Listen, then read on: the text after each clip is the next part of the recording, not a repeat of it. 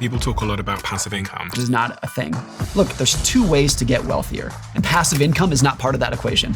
But what's really important for people is how we should spend money. Because I've written about money and finance and investing for 20 years, and I can tell you the correlation between how much you spend and how happy you are. It can exist, but it is not as simple as you think.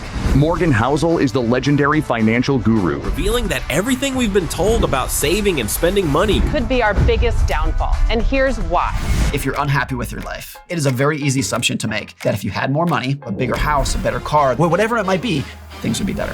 And it's a lie we tell ourselves, of course. Because here's the truth. So much of spending is a psychological itch that you're trying to scratch. And that manifests in so many different ways. For example, life is a competition. It doesn't matter how well I'm doing, it matters how well I'm doing relative to you. And the most tangible way to do that is through material stuff. I was reading some funny stats. They say that if you win the lottery, the probability of your neighbor going bankrupt increases. It's an amazing statistic. So be careful who you socialize with, because you're going to anchor to them as a baseline level of success and happiness. So is it wrong to buy a Rolex? Absolutely not. But when it's controlling your personality, it's no different than any other addiction, where it's forcing you to do things that you otherwise don't want to do. What about people who don't seem to spend anything? It's just as dangerous. Like there's something called post-traumatic broke syndrome.